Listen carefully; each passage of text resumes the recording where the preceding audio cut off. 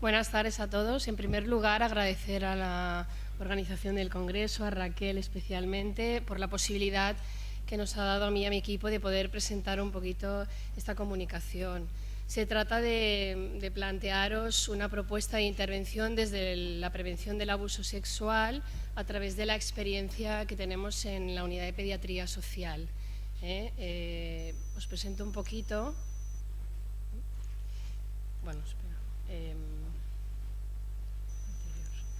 He titulado la comunicación así: adultos inadecuados, niños vulnerables, y os presentaré una serie de conductas sexuales inadecuadas que se dan y que estamos mirando de valorar en nuestra unidad y que hemos pensado plantear como si son o no el primer paso para que se dé un abuso sexual infantil.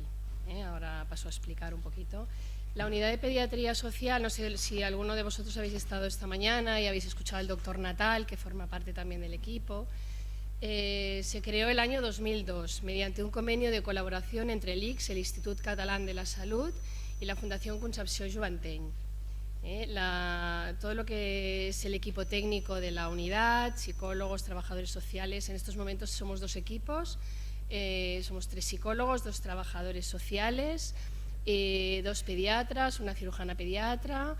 Somos un equipo en realidad multidisciplinar, como ya antes se ha comentado aquí, que el objetivo fundamental es el diagnóstico del abuso sexual y también, sobre todo, de los casos que nos llegan de sospecha de abuso sexual.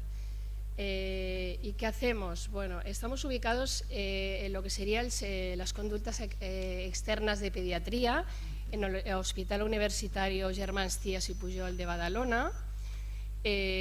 Somos una de las 2 unidades de referencia de diagnóstico de abuso sexual en toda Cataluña. Está la unidad de Sant Joan de Déu y estamos nosotros.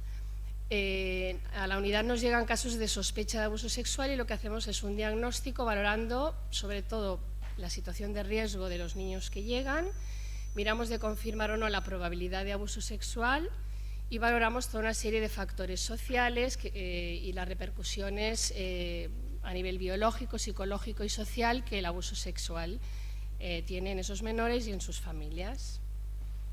¿Cuál es la valoración que hacemos? Hace ya 16 años aproximadamente que estamos trabajando y en un inicio, cuando hacíamos las valoraciones, aquí veréis que valorábamos que no había abuso sexual o que no habían suficientes indicadores para pensar que esa sospecha que llegaba era un abuso sexual. Valorábamos una compatibilidad, es decir, si la sospecha que llegaba podía ser un abuso sexual o podía ser debida a otra circunstancia, o bien cuando ya pensábamos que el discurso del niño con o sin exploración física compatible con un abuso sexual, pensábamos que podía haberse dado un abuso sexual, lo comunicábamos a Fiscalía, y solo en los casos donde había algo físico seguro se comunicaba directamente, ¿no? Pero a lo largo de estos años, y es lo que quiero compartir aquí con vosotros hoy, hemos detectado una serie de conductas a nivel familiar, de conductas inadecuadas, sexualizadas, que se dan dentro del ámbito familiar, que no podemos acabar de valorar como un abuso sexual, séase porque son conductas que no quedan claras o séase porque en el mundo judicial, como también se ha explicado antes, pocas veces se valoran como abuso sexual, y entonces nos encontramos, como que comentaba Victoria Noguerol esta mañana, un poquito con que a las puertas de que es un abuso, no lo es, y qué hacemos con esos niños y con esas familias, ¿no? Entonces, ya hace unos años que valoramos conductas sexuales inadecuadas para poder intervenir desde otro ámbito. A pesar de que somos una unidad de diagnóstico, ya hacemos prevención y propuestas de intervención en diferentes ámbitos para poder trabajar con estas conductas que se quedan un poco ahí colgadas y que si nadie hace nada es posible que a la larga se conviertan en un abuso sexual dentro de la familia, o bien los niños que las han sufrido sean vulnerables a sufrir un abuso sexual fuera del entorno familiar.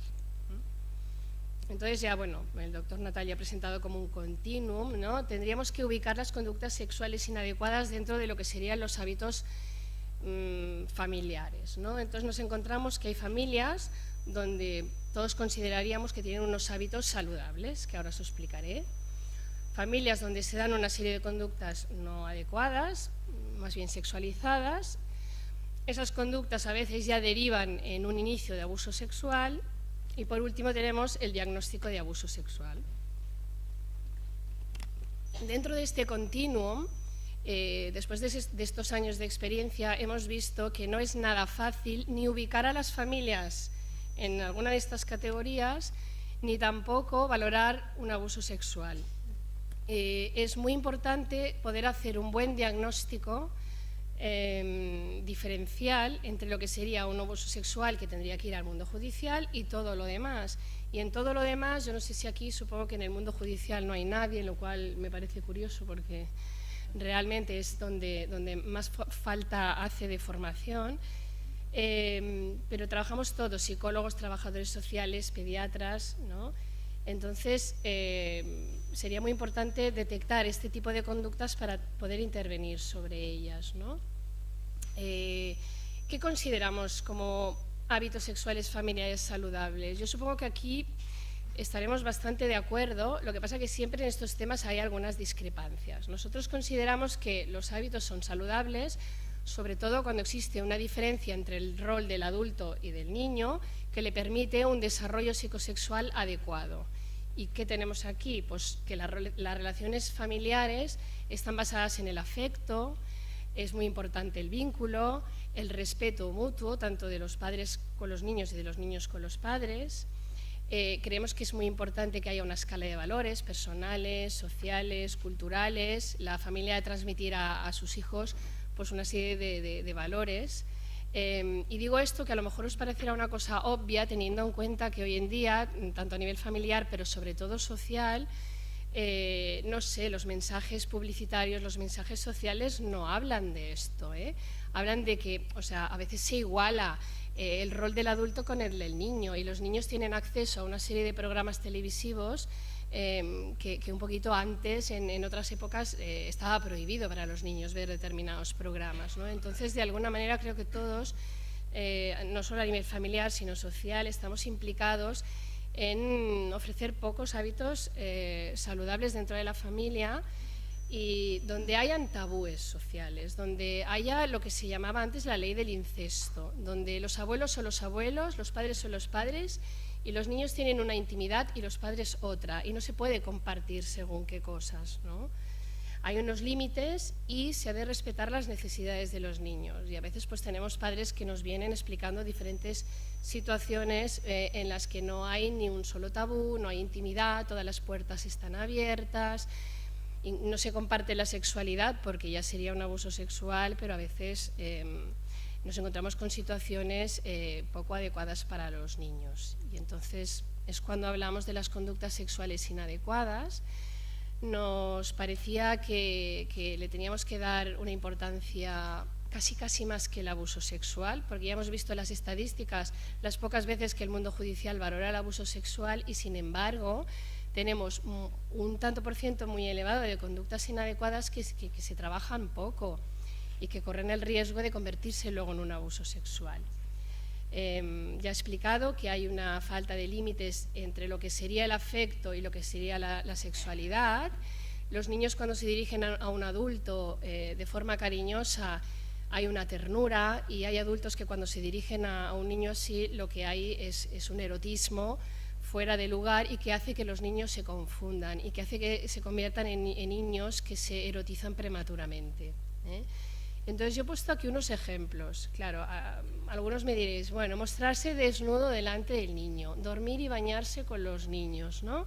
En esto hemos tenido muchas veces muchos problemas porque mucha gente dice, hombre, pero no pasa nada, ¿no? Esto es natural, ¿no? Y en realidad no es tanto el hecho en sí como el mostrarse. La palabra mostrarse ya indica que no hay un límite, que no hay un tabú, que hay un acercamiento que a veces si nos pasamos de ese límite ya puede el niño empezar a erotizarse y acostumbrarse a ello, ¿no? Por ejemplo, he puesto aquí el ejemplo de la Joana, los nombres son inventados, una niña de 5 años que explicaba en una valoración diagnóstica: duermo con el papa y me hace caricias en la espalda, me da besos y a mí no me gusta. Es muy importante tener en cuenta que quizás lo que pone aquí parecería que no sería nada, pero lo más importante aquí es lo que dice la niña, que a mí no me gusta, ¿no? Pero los niños tienen un radar especial para detectar cuando hay alguna situación que no acaba de ser del todo adecuada, ¿no? Y hay que poderlos escuchar, como se decía esta mañana, ¿no?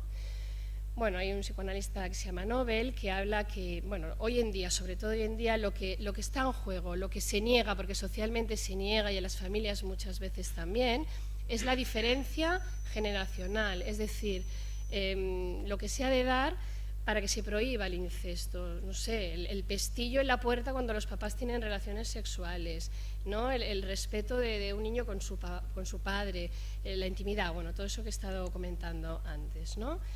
Os quería presentar una viñeta un poco para ejemplificar la importancia que tiene esto. En un diagnóstico en el que tuvimos 6 o 7 niñas de primaria, de diferentes edades, desde primero de primaria, pero también en la misma escuela había niñas de parvulario, de P5, bueno, valoramos una situación de abuso sexual porque había un profesor que coincidía en diferentes clases, que había cometido abusos sexuales con diferentes niñas. Siempre eran niñas y era un profesor que hacía tocamientos, ¿vale?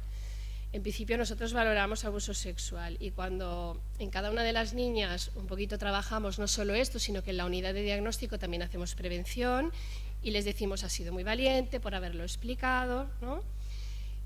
Concretamente en un par de niñas me encontré con un dilema, ¿no? Que es el que me ha hecho reflexionar sobre estas conductas sexuales inadecuadas. Por ejemplo, María, de 8 años, me decía, yo le decía: bueno, ahora ya sabes que nadie te tiene que tocar ahí, que eso es una parte de tu cuerpo, que solo tú, ¿no? Que tienes que protegerte.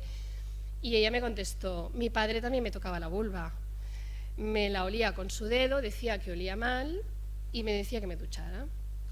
Esto, no sé, lo pongo aquí como para poderlo reflexionar después. ¿Qué os parece?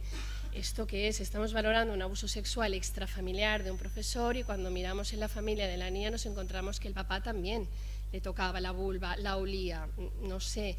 ¿Esto es un abuso sexual? ¿Esto hay que comunicarlo al mundo judicial o bien hay que trabajarlo con ese papá y con esa familia y con esa niña, ¿no?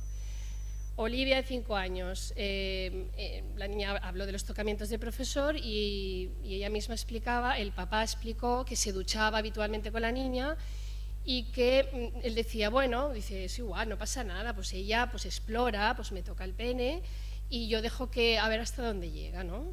Pues bueno, esto también es considerado dentro de lo que es una conducta sexual inadecuada. Pues estas dos niñas, cuando se encontraron con un profesor así, de entrada no vieron tan raro, ¿no? Que se les tocara sus partes íntimas, ¿no?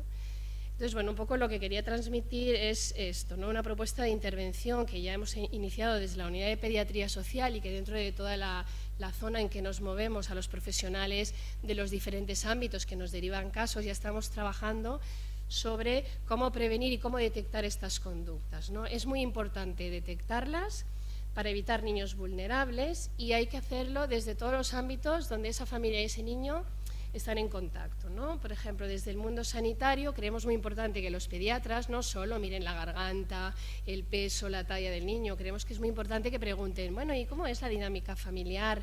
¿Y cómo dormís? ¿Y cómo hacéis, ¿no? Y la ducha y todo esto, porque es aquí donde pueden empezar a surgir estas conductas que las pueden detectar y decir, derivamos hacia una unidad de diagnóstico para valorar si hay un abuso sexual cuando son conductas ya rozando el abuso, o las trabajamos desde la pediatría y hablamos con esos papás y le damos un poquito de pautas sobre quizás cuáles son los hábitos saludables.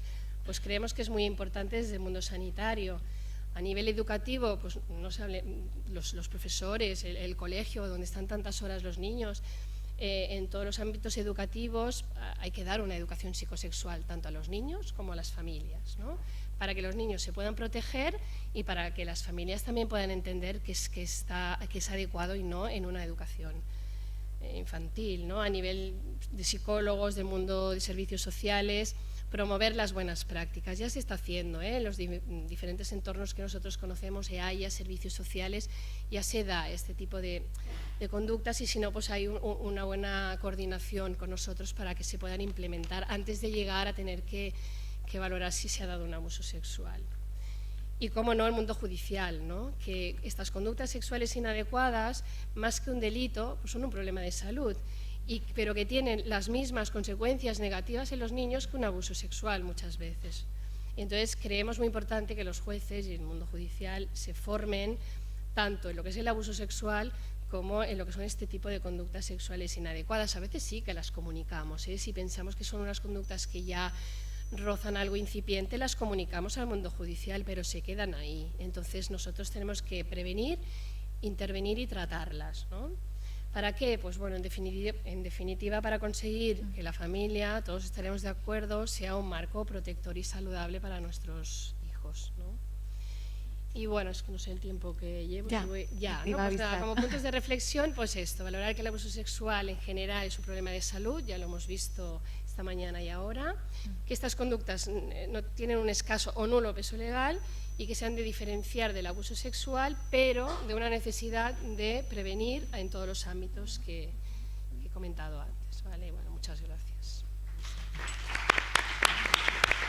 Muchas gracias, Carmen. Muy interesante este límite de las conductas sexuales inadecuadas.